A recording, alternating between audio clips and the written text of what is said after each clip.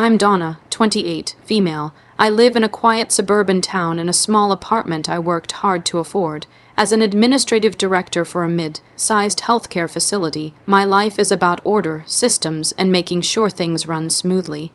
It's a stark contrast to the chaos of my family, where my father, Mark, and my younger brother, Chris, have always operated on their own set of rules. For years, I believed their approval was the most important thing in the world, until the day my father lit a match to a $38 million check with my name on it, and I found the strength to just smile. Before this story unfolds, I'd love to connect with you. Please let me know in the comments where you're watching from and what time it is in your corner of the world. It's amazing to see how far these stories can travel. Growing up, my world revolved around two truths. The first was that my grandfather, Arthur, was the bedrock of our family. He was a self-made man who had built a construction empire from nothing but grit and a brilliant mind for business. He was kind, firm, and saw the world in blueprints and strong foundations. The second truth was that in my father's eyes, my brother Chris was the golden son, and I was at best a supporting character in his story. My father, Mark, worked as a financial advisor, a profession that suited his controlling nature perfectly. He managed the family's finances, including the trust my grandfather had set up for us. He saw Chris not just as his son, but as his legacy. Chris, 4 years my junior, could do no wrong. When he crashed his first car, Dad called it a valuable lesson and bought him a new one. When he barely scraped through college with a business degree, Dad declared him a natural leader. He got Chris a cushy marketing associate job through a connection, and every minor achievement was celebrated as if he'd just cured world hunger. My achievements, however, were met with polite but dismissive acknowledgement. I graduated top of my class, and Dad said, "That's nice, Donna. A good education is useful for finding a stable husband." I worked my way up from an assistant to an administrative director, and he'd introduce me to his friends as Donna. She works in an office. It wasn't overt cruelty. It was a quiet, constant dismissal that wore me down over the years. I was the responsible one, the reliable one, the one who never caused trouble, and in our family that made me invisible. My only true I was Grandpa Arthur. He saw me. He'd visit me at my small apartment, ignoring my father's snide remarks about its size. He'd ask about my job, not just what I did, but the challenges I faced and the systems I was proud of creating. "You have a builder's mind, Donna," he told me once, tapping his temple. "You don't use bricks and mortar, you use logic and order. It's the same thing. You build things that last." He was the only one who made me feel like my quiet diligence was a strength, not a flaw. In the last year of his life, his health declined rapidly. I was there every day after work, reading to him, helping his nurses, and just listening to his stories. My father and Chris would visit on weekends, their visits feeling more like an obligation. They'd talk loudly about Chris's latest brilliant marketing idea or the stock market, conversations that seemed to drain the energy from my grandfather. During those quiet moments with just the two of us, Grandpa Arthur would often hold my hand, his grip surprisingly strong.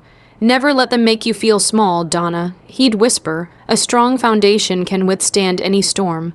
I thought he was just offering life advice. I had no idea he was giving me a warning and a promise. He passed away peacefully on a Tuesday morning. The grief was immense, but underneath it, I felt a sense of peace, knowing our final months together had been filled with love. I had no idea that the real storm was just about to begin. The family dynamics, already skewed, were about to shatter completely, and my father's favoritism for his golden son was about to be put on the ultimate display.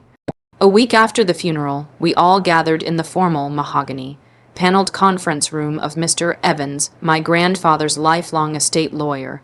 The air was thick with a strange mixture of grief and palpable greed. My father sat at the head of the table, looking every bit the patriarch he now believed himself to be. Chris sat beside him, fidgeting with his ridiculously expensive watch, a recent gift from Dad. He looked less like he was mourning and more like a kid on Christmas morning, waiting to see how much he'd scored. I sat opposite them, feeling small and out of place, clutching the simple locket my grandfather had given me years ago.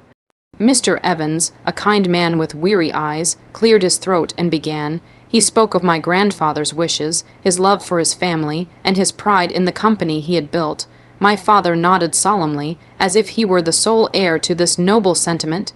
The will was straightforward at first, a few charitable donations, some specific bequests to longtime employees. Then came the main assets, to my son, Mark, Mr.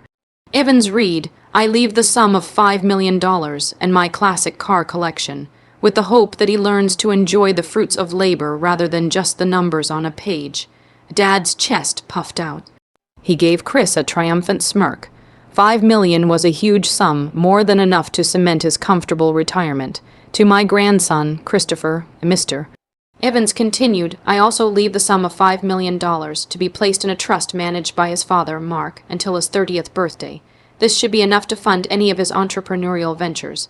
Chris let out a low whistle, a grin spreading across his face. He mouthed $10 million to my dad, who clapped him on the shoulder. They were a team, celebrating their victory.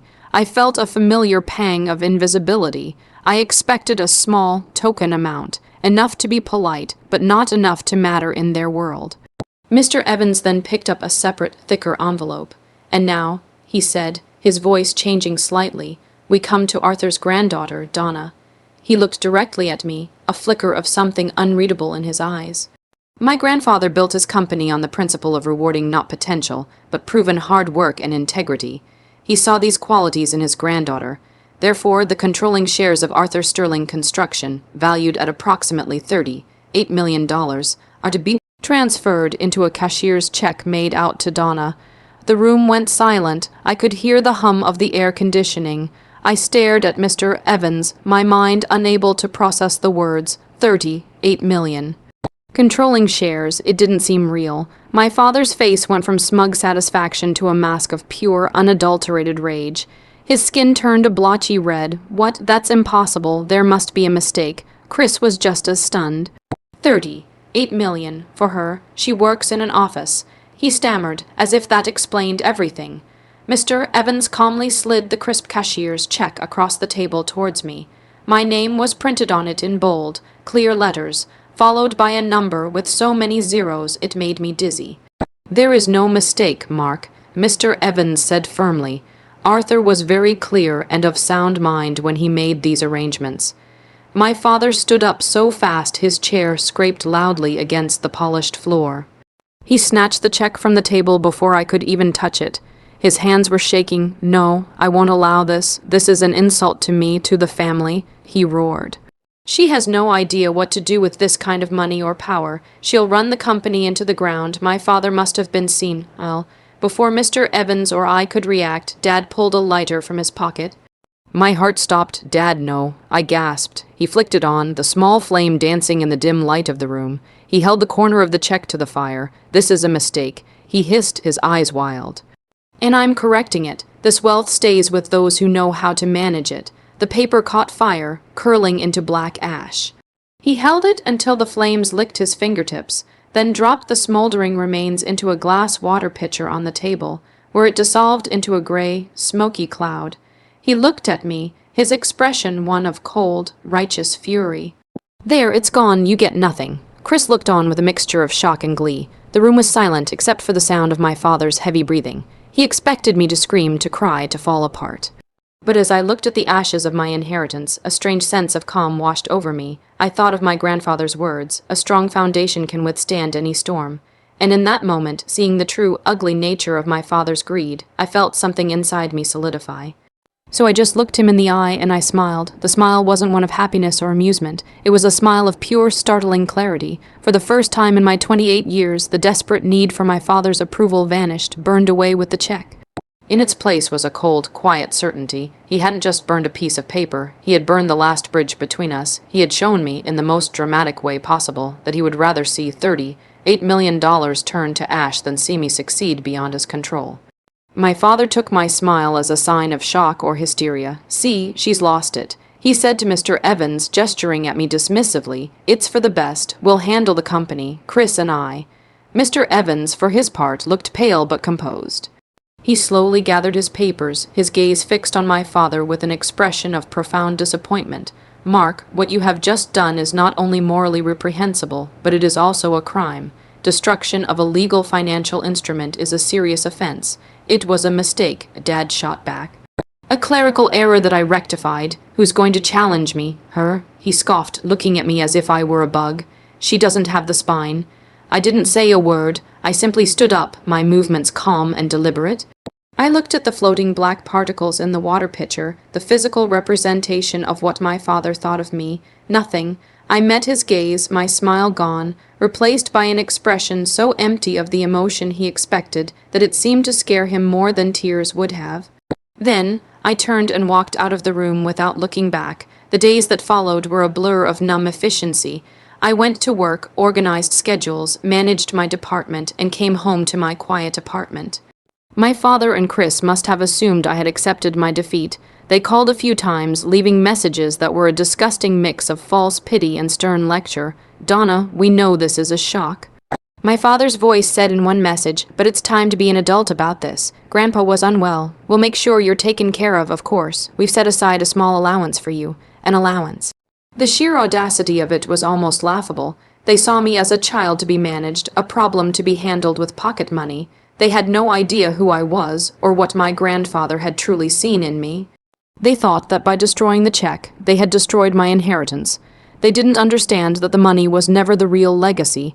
During that week of silence, I grieved. I grieved for my grandfather all over again. But I also grieved for the father I never had, and the family I had spent my entire life trying to earn a place in.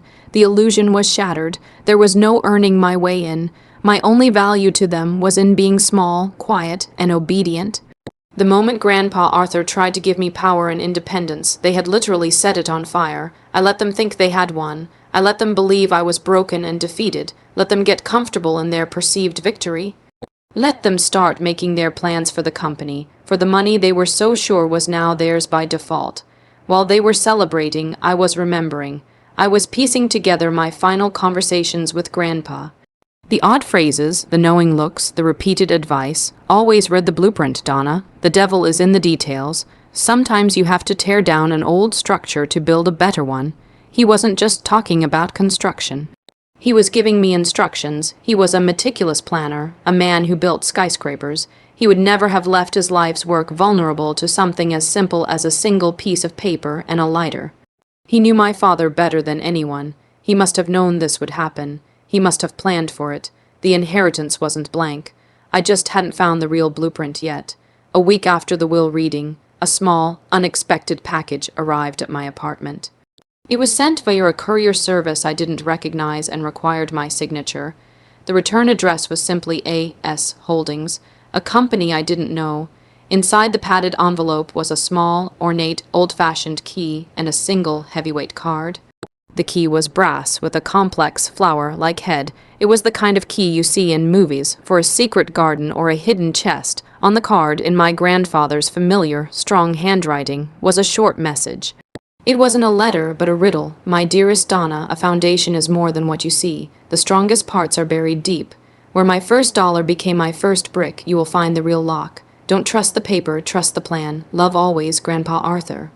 My heart hammered in my chest. This was it. This was the message I had been hoping for. The proof that my grandfather hadn't left me unprotected. Where my first dollar became my first brick.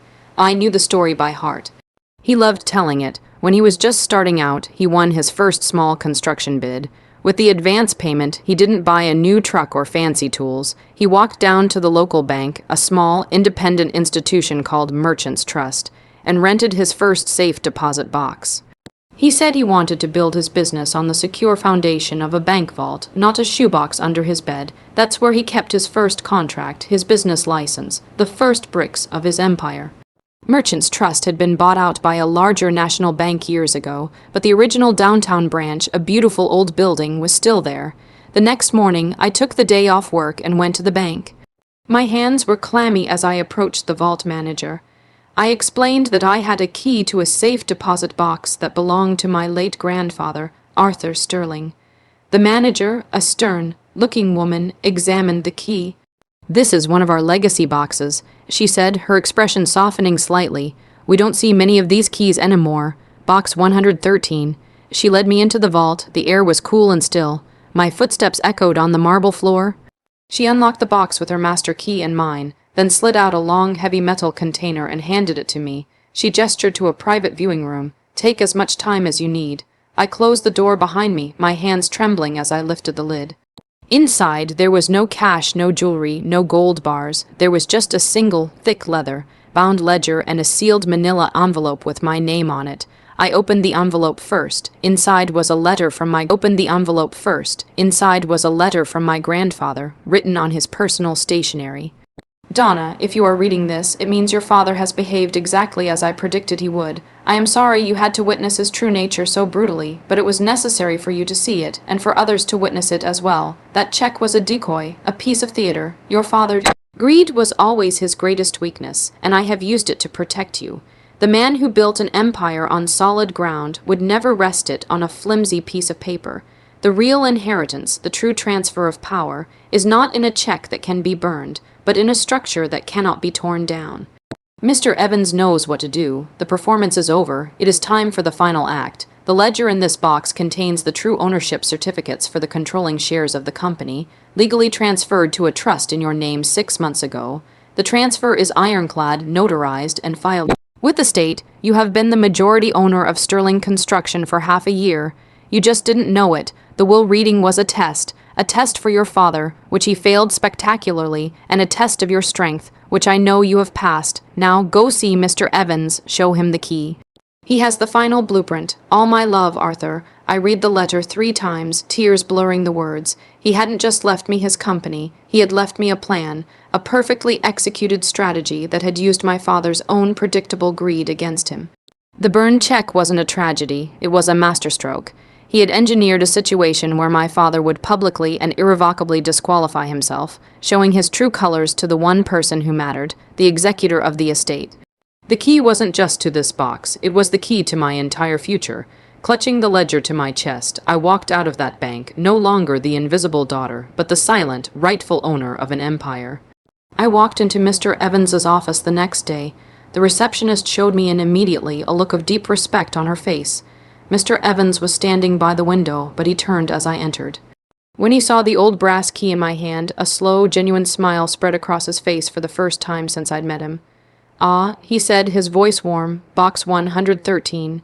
Your grandfather would be so proud, Donna. Please sit." I placed the key and the heavy ledger on his desk. He nodded, recognizing it instantly, the architect's blueprint. He murmured, running a hand over the worn leather, "I've been waiting for you." For the next hour, Mr. Evans laid out the full brilliance of my grandfather's plan. It was more intricate and far-reaching than I could have ever imagined. Grandpa Arthur, knowing his health was failing and fully aware of his son's character, had spent his last year meticulously restructuring his entire estate to protect me and his company. The will we read last week, Mr. Evans explained, that was legally referred to as a pour-over will.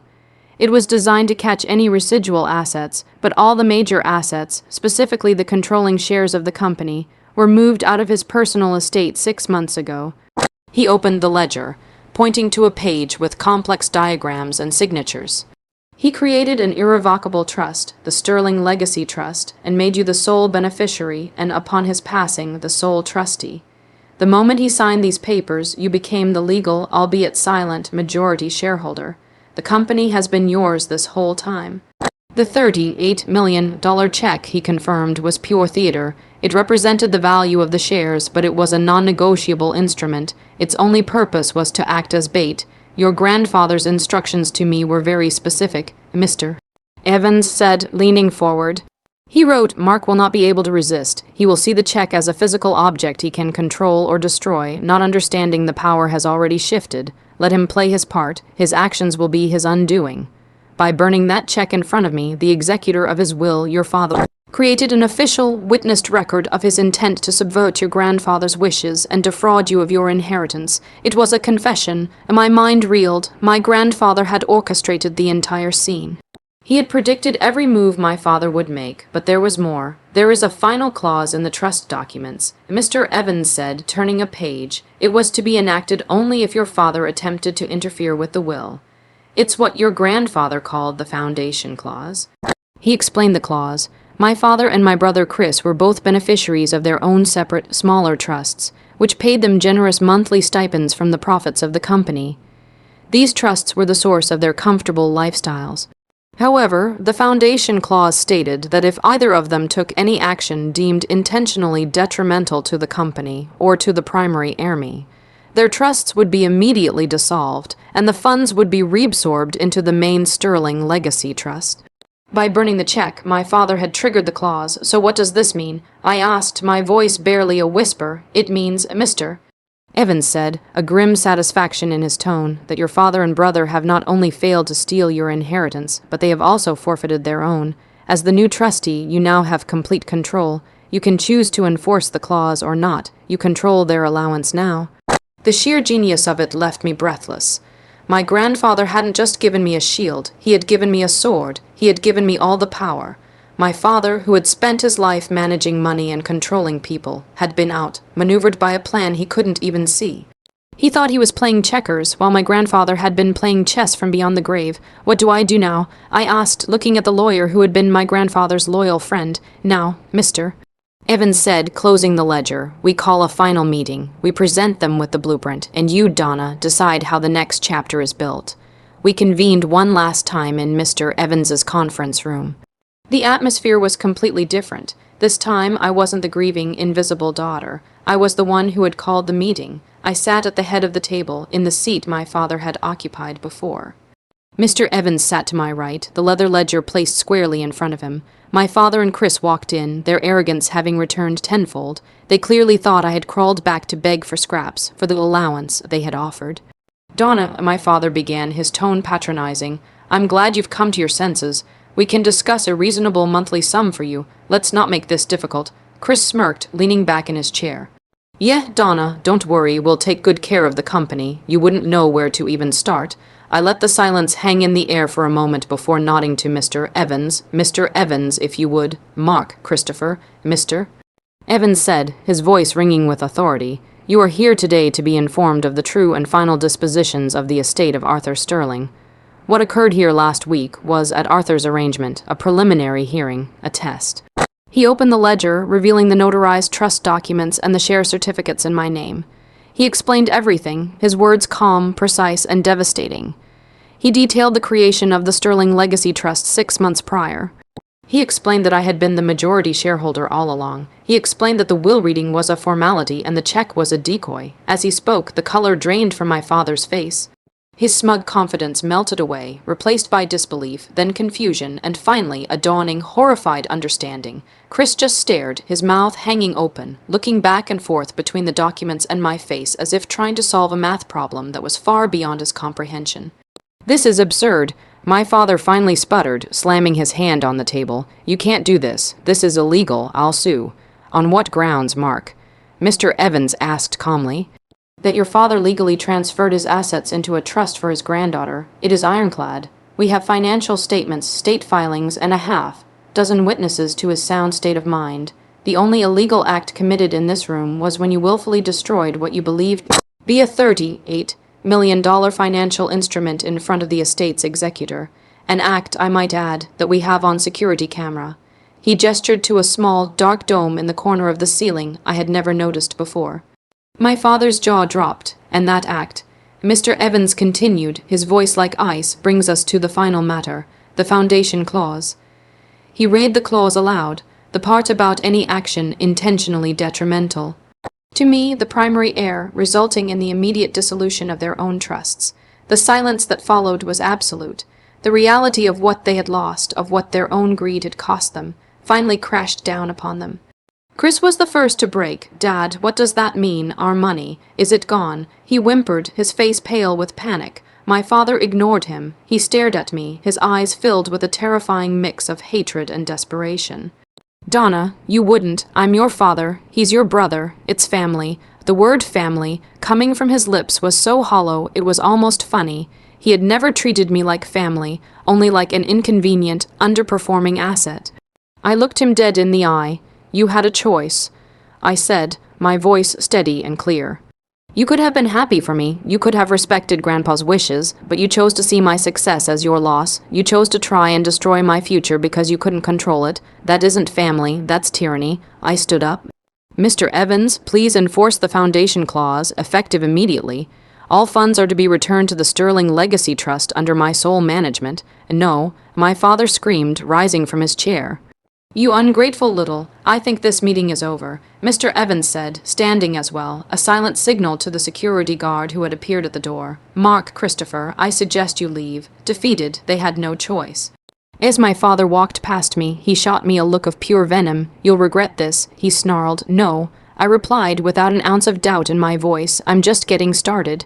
The aftermath was not a loud explosion, but a quiet, seismic shift. True to their nature, my father and brother tried to fight it. They hired a lawyer and made threats, but their case was non-existent. They had been caught in a perfectly laid trap. Their blustering faded into pathetic, angry phone calls, then into bitter texts, and finally into silence. They had been so accustomed to living off the wealth my grandfather generated that they had no idea how to survive without it. My father's reputation as a financial advisor was ruined when word got out, and Chris had to trade his fancy car and downtown apartment for a shared rental and a real entry-level job. They were forced to build something for themselves for the first time in their lives. My own life, however, was just beginning. Taking the helm of Sterling Construction was the most terrifying and exhilarating experience. The board of directors, loyal to my grandfather, had been briefed by Mr. Evans and were cautiously optimistic. They expected me to be a figurehead, to hire a CEO and step back. They underestimated me, just as my father had. I didn't step back, I dove in. I spent months learning every facet of the business, from poring over architectural blueprints to visiting construction sites at dawn. My skills as an administrative director, organization, logistics, seeing how systems connect, were surprisingly transferable. I wasn't the charismatic visionary my grandfather was, but I was a builder in my own right. I streamlined operations, modernized their technology, and focused on sustainable, community-oriented projects. I wasn't just maintaining my grandfather's legacy, I was building upon it. About a year later, I established the Arthur Sterling Foundation, a charitable arm of the company dedicated to providing scholarships for trade schools and funding affordable housing projects. It was a way to honor his memory, to use his wealth to build things that truly mattered. Strong foundations for other people. I never cut my father and brother off completely. The foundation clause gave me control, and with that power, I chose to act with integrity, not vengeance. I set up a small, modest stipend for them, enough to live on, but not enough to live lavishly. It came with one condition: they both had to attend therapy to address their issues with control and entitlement. My father refused, his pride too great to overcome. Chris, surprisingly, accepted. The loss of everything had broken him down, but it was giving him a chance to build himself back up, brick by painful brick. We speak occasionally now. The conversations are awkward, but for the first time they are honest. My grandfather taught me that a building is only as strong as its foundation. For years, I thought my family was my foundation, and I felt weak and unsteady because of it. But I was wrong. My foundation wasn't them. It was the values my grandfather instilled in me: integrity, hard work, and the courage to see things for what they are. By burning that check, my father thought he was leaving me with nothing. Instead, he gave me everything. He freed me from the weight of his expectations and forced me to stand on my own. And on this new foundation, I am building a life and a legacy that is truly my own.